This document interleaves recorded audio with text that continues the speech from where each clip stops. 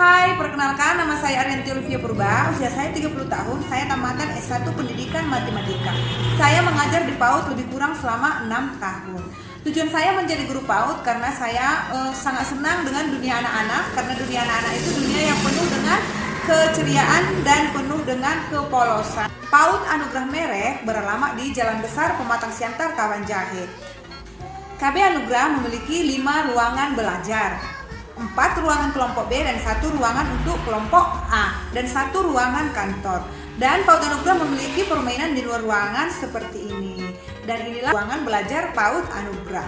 Saya akan mempresentasikan hasil karya nyata saya selama belajar di rumah selama masa pandemi dengan judul Belajar Kreatif dan Menyenangkan dengan Benda Alam Sekitarnya atau BAS. Pandemi COVID-19 membuat proses belajar mengajar tidak sesuai dengan yang seperti yang biasanya. Murid dan guru tidak bisa bertemu langsung atau bertatap muka dengan langsung. Pembelajaran dilakukan secara virtual.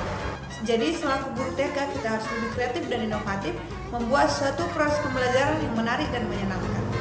Adapun kendala yang saya hadapi selama melakukan pembelajaran di masa pandemi, yang pertama, tidak ada pertemuan bertatap muka sehingga hasil belajar dan penilaian anak tidak bisa dibuat semaksimal mungkin.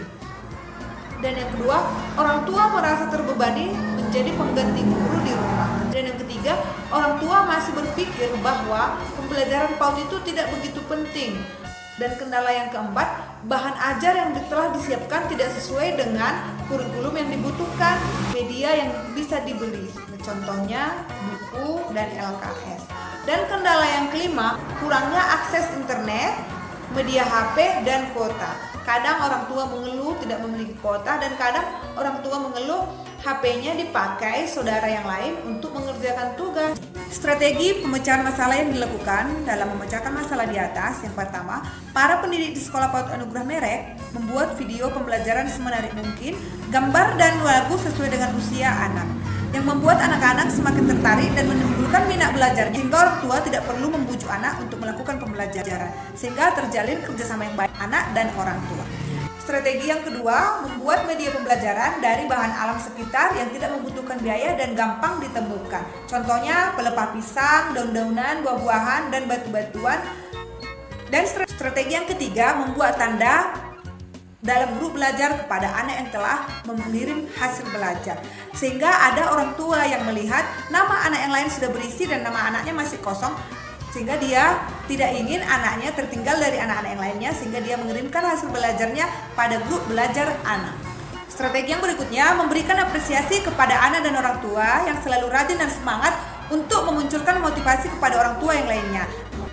Dan strategi yang berikutnya, mengajak orang tua ambil bagian dengan dalam menilai anak pada 6 aspek perkembangan, yaitu nilai agama dan moral, fisik motorik, kognitif, bahasa, sosial, dan seni. Adapun hasil dan dampak dari praktik belajar yang sudah saya lakukan, yaitu yang pertama, proses belajar berjalan dengan baik meskipun tidak sampai 100%, tapi ada perubahan yang signifikan lebih meningkat.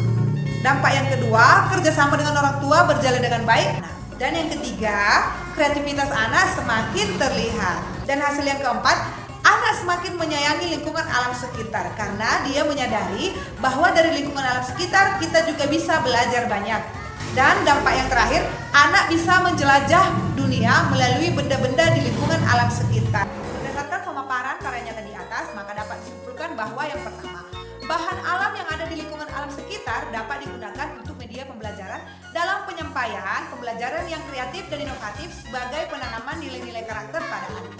Kesimpulan yang kedua, hasil yang diperoleh dalam penerapan strategi bahan alam sekitar adalah pendidik semakin kreatif dan inovatif dalam menciptakan media pembelajaran serta menggunakan bahan yang tidak membutuhkan biaya yang besar dalam pembelajaran dengan metode dan cara yang benar.